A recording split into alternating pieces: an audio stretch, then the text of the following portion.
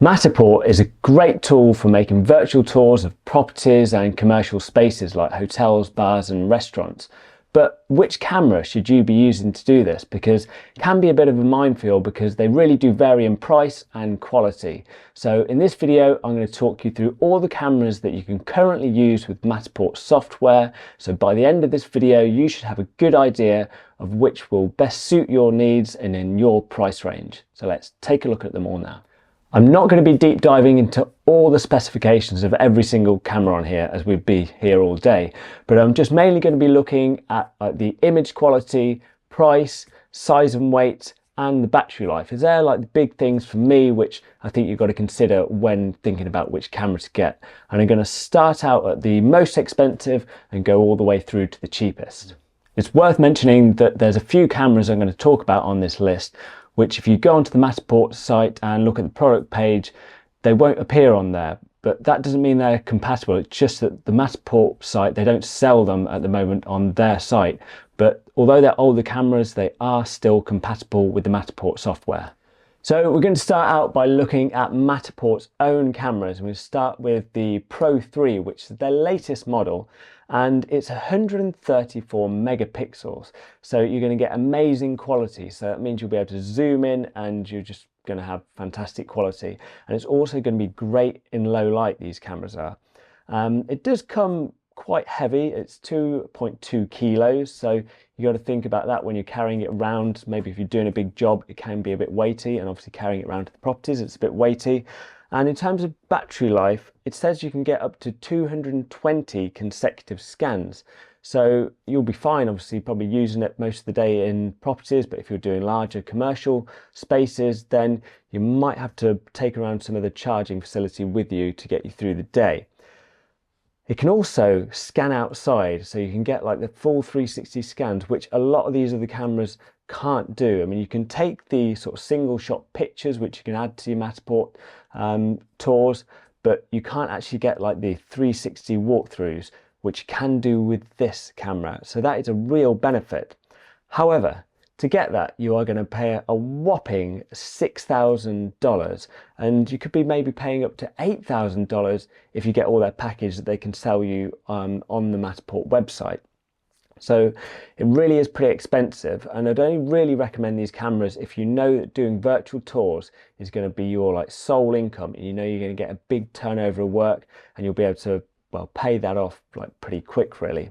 The other thing about these cameras, the Matterport cameras, is that the way they shoot is that they sweep round, so you kind of have to sort of walk behind it because it sort of goes around. It says it takes 20 seconds to go around, so that means it can take a little longer maybe to do each image, because with the 360 cameras I'm going to come to later, it's just you literally click it, it takes a shot, and it's just a couple of seconds. So it can take a bit longer maybe getting around a property or whatever space it may be, but like I say, you are going to get the best quality image with these cameras, albeit at a heavy price.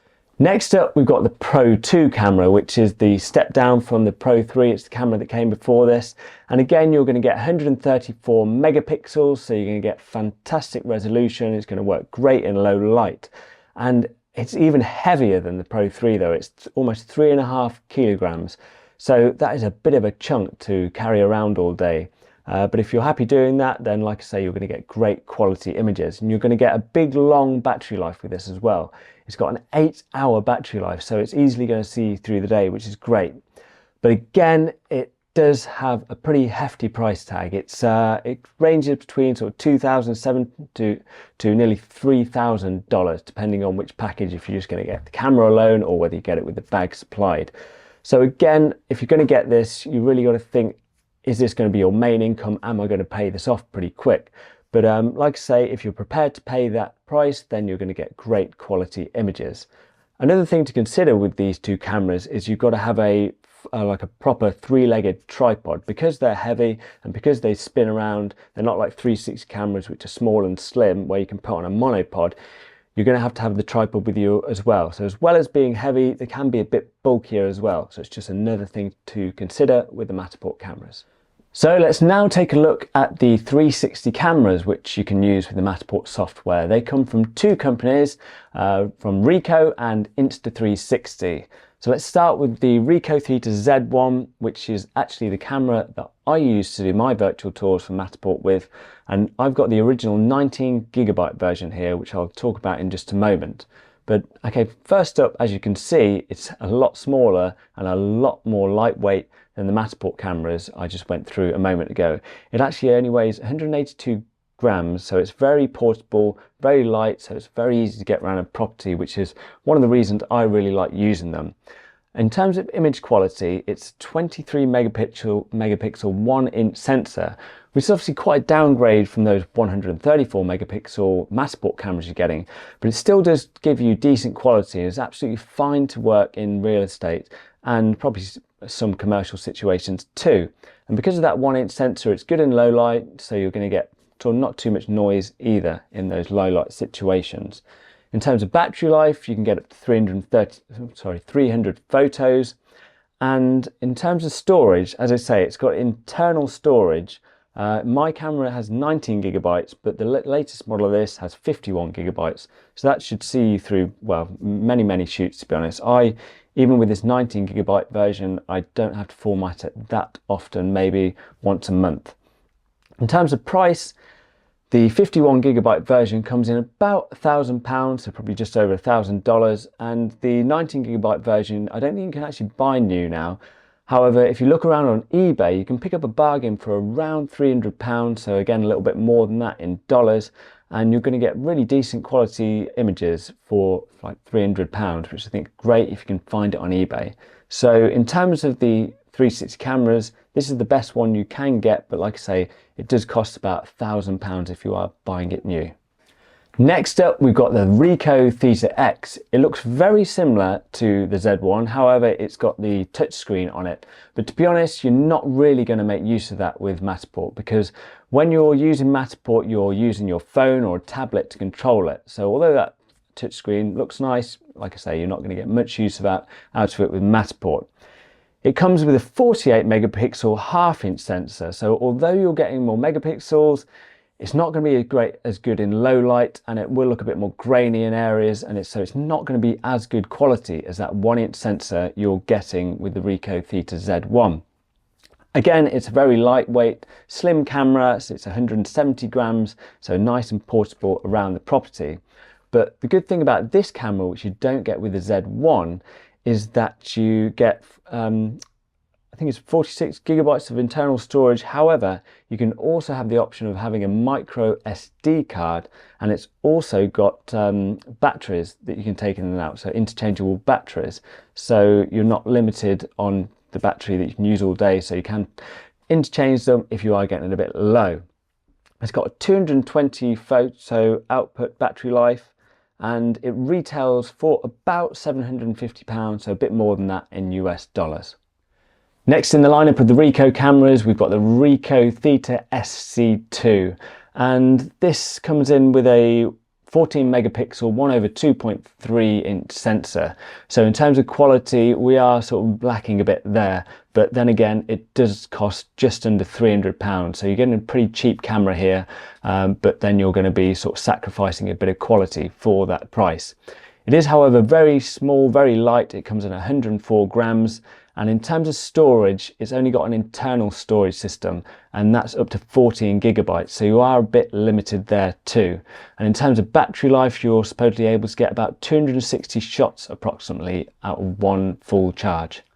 Now we've got one of the cameras which isn't actually made anymore and obviously isn't listed on the Matterport site like I said earlier. It's the Ricoh Theta V. It was one of the first cameras that they did incorporate with the Matterport system, but like I say, it's a bit older now, and you'll see from these specs it's got a 12 megapixel 1/2.3-inch sensor. So again, it's not going to get you the best quality, but like I say, these aren't made anymore, but you can pick them off eBay like super cheap, like almost as little as about 50 or 60 pounds. And in terms of storage, you get 19 gigabytes of internal storage, so you haven't got the option of putting an SD card in, so you're just limited to that 19 gigabytes. In terms of battery life, you're supposedly able to get up to about 300 images. Now I'm going to move on to talk about the Insta360 lineup of cameras. These are great cameras because they're also marketed as action cameras, so if you do want to use them outside of Matterport, then they're great for that too. But we're going to start out by looking at the Insta360 One RS, and this is like their competitor to the Ricoh Theta Z1 because it comes with that 1-inch sensor which is 21 megapixels, so you're going to get good quality and it's going to be great in low light. It also comes with something called the Pure Shot HDR, which supposedly helps it in low light conditions. It's a little bit heavier than some of the 360 cameras I'm talking about because it comes in at 239 grams, but it's still a lot smaller and lighter than those Matterport cameras.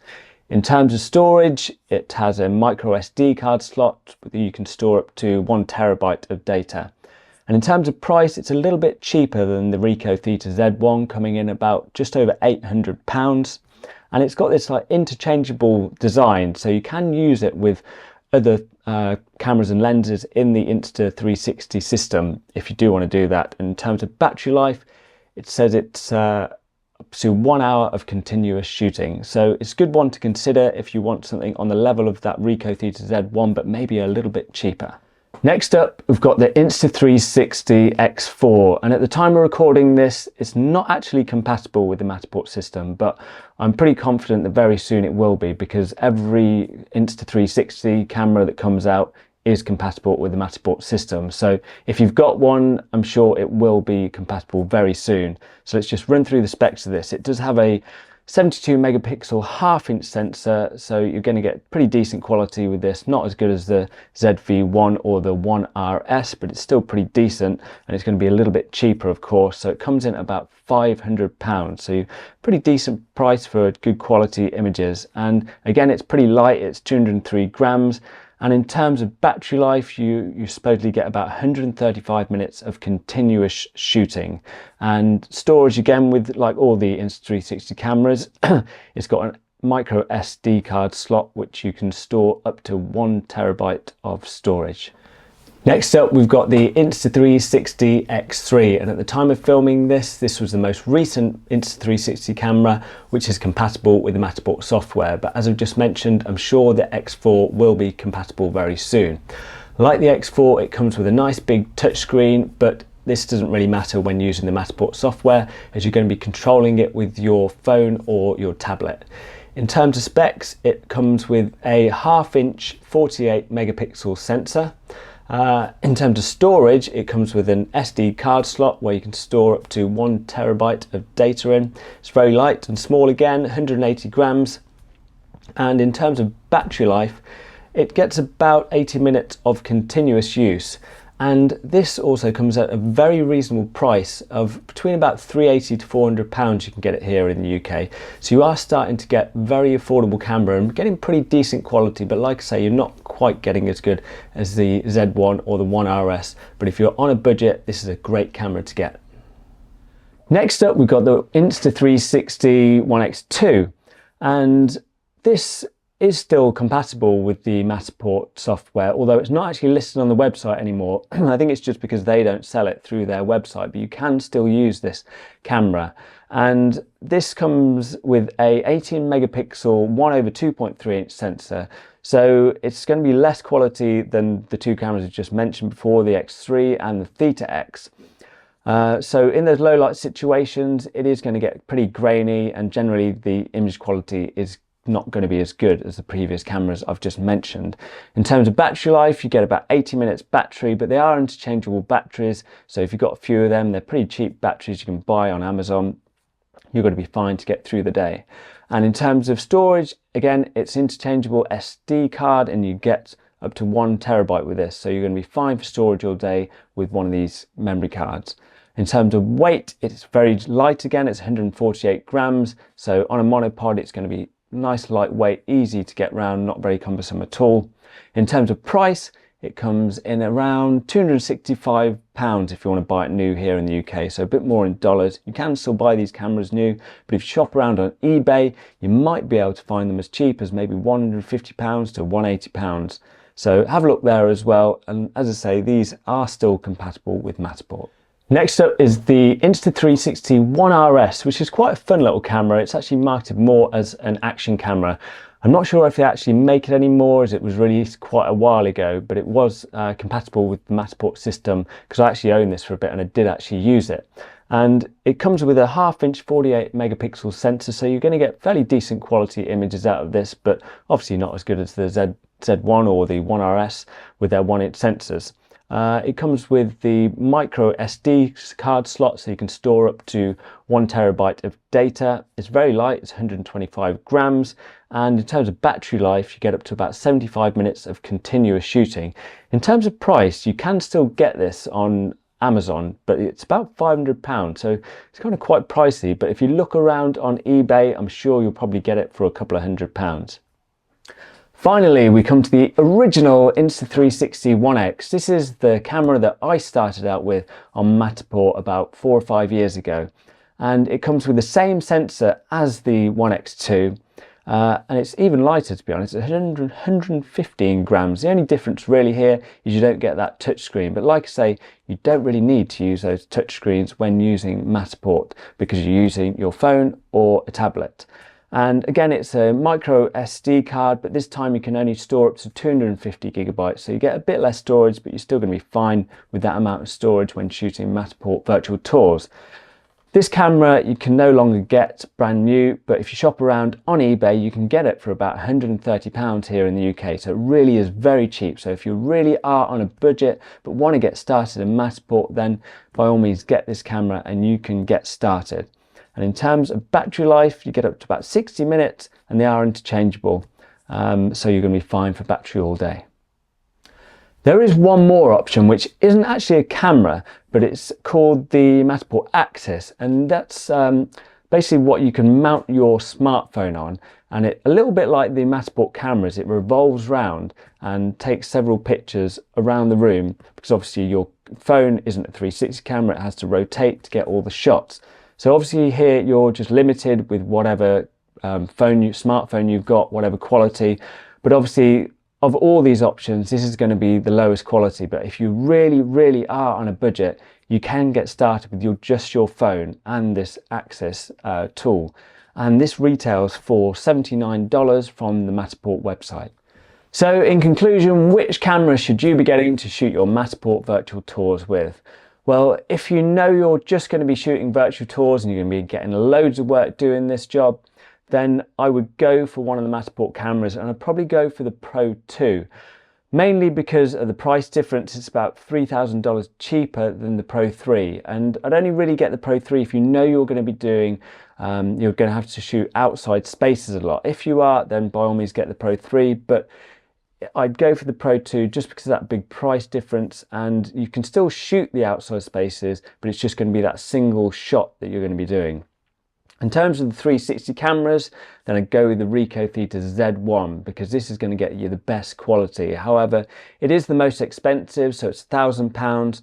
If you are on a bit more of a budget, then I go with the Insta360 X3, because you can pick this up for under £400, around $400, but you're still going to get decent enough quality for shooting real estate. So if you are just shooting real estate, then I think having a 360 camera is absolutely fine, and you don't really need to go with the Matterport cameras. I mean, for me, I'm doing this as an add-on to my sort of photos and videos that I do for real estate agents. So I'm only doing about maybe sort of 4 or 5 of these a month now. So having a 360 camera like the Z1 here, that's absolutely fine to me. I don't need to be spending thousands of pounds on a Matterport camera, and I get no complaints from the real estate agents.